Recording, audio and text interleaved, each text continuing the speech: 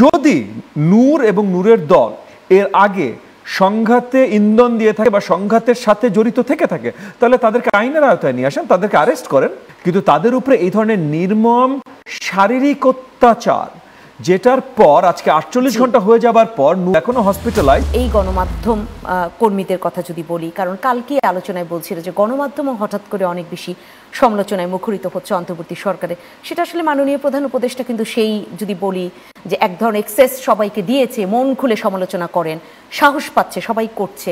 মানবাধিকার সংগঠনগুলো কি সবাই সেই মন খুলের জায়গা থেকে সমালোচনাটা করছে, নাকি ফ্যাসিস্ট সরকারের কোনো না কোনো পারপাস সার্ভ করার জন্য এই সমালোচনা করছে?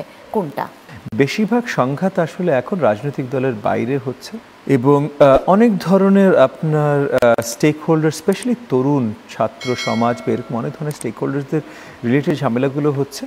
আমরা আরেকটু হয়তো এগেন আমি মানে অন্তর্বর্তীকালীন সরকারকে নিন্দা করা, যে আজাদ ভাইকে নিন্দা করা তা না, তবে অন্তর্বর্তীকালীন সরকারকে আমি নিন্দাও জানাচ্ছি না, তবে একটু সমালোচনা করে বলছি যে ওনাদের এফর্টটা হয়তো আরেকটু শক্ত হলে আরও ভালো হয়। এবং প্রয়োজনে অনেক আগে থেকে, 1 বছর আগে থেকে আমরা এই কথাগুলো বলে এসেছি যে এই এফর্টগুলো যেন আরেকটু শক্ত হয়, সেটার জন্য যদি আমাদের সাথেও মানে রাজনৈতিক মণ্ডলে আমরা যারা আছি আমাদের সাথেও একটু আলোচনার প্রয়োজন পড়ে, তাহলে আমরা সবসময় তাদের সার্ভিসে আছি। আমরা চেষ্টা করি সবসময় তাদেরকে কীভাবে সহযোগিতা করতে পারি আমাদের জায়গা থেকে, আমাদের খুব লিমিটেড জায়গা, আমরা সরকার পরিচালনা নেই।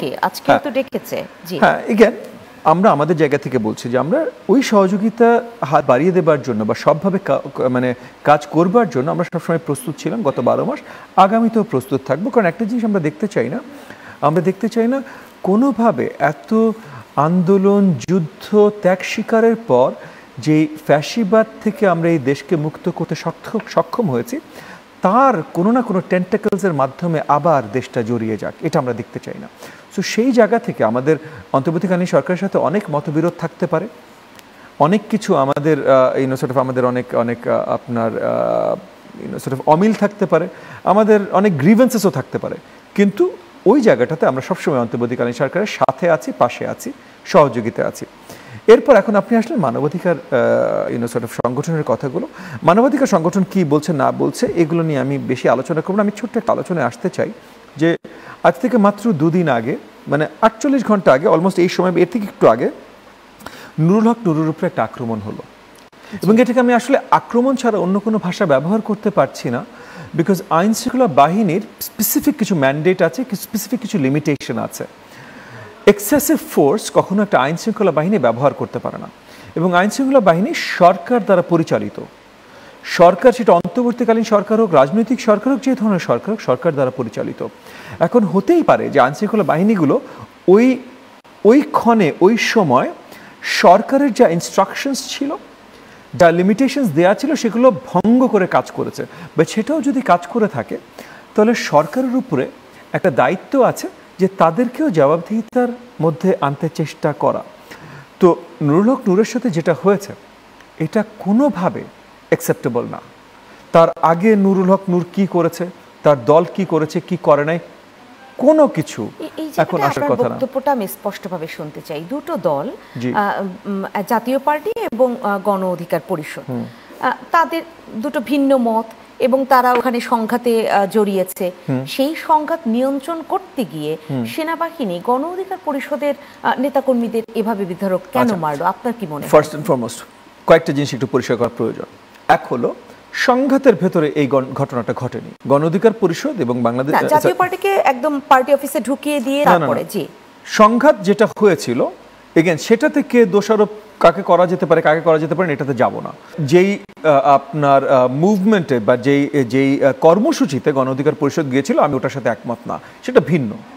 কিন্তু ওই কর্মসূচি শেষ হয়ে যাওয়ার পর, এবং ওই কর্মসূচিতে হয়তো তাদের কর্মীদের দ্বারা কিছু ভুল ত্রুটি হয়েছে বা হয়তো কিছু অন্যায় হয়েছে, আমি জানি না।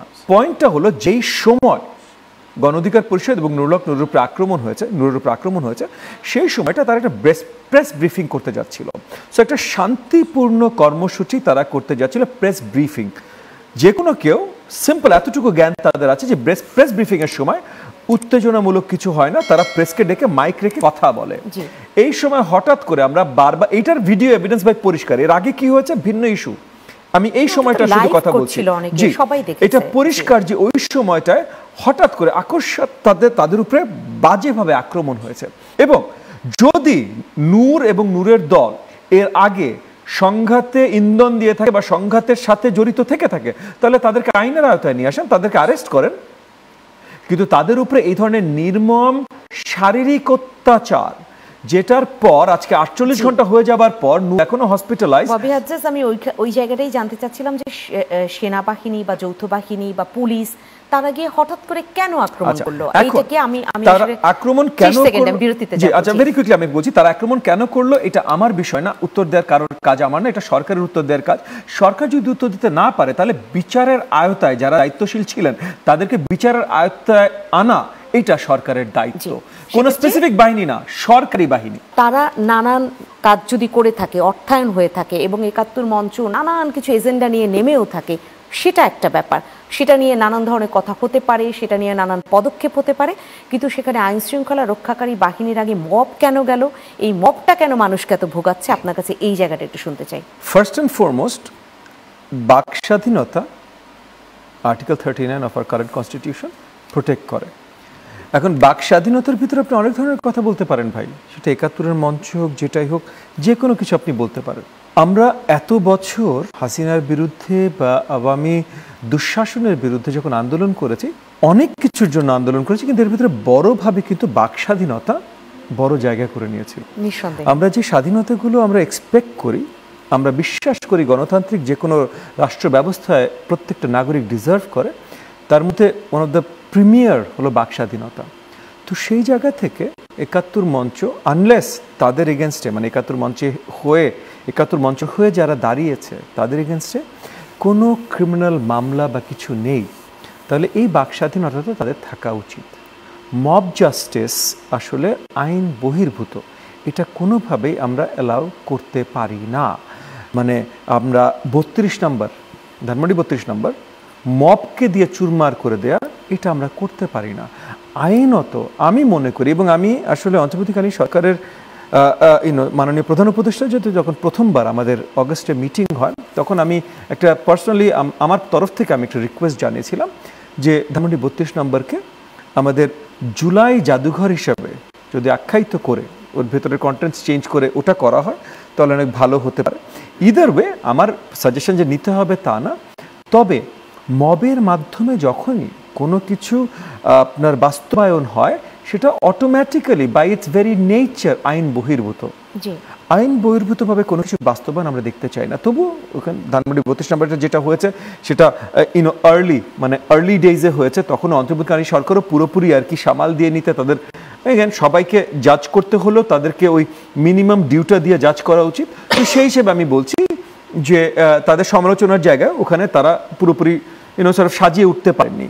কিন্তু আজকে এসে আমরা এই জায়গায় এসেছি যেখানে এই এক্সকিউজটা আর কাজ করে না। সো মব জাস্টিস এটা কাজ করে না ভাই।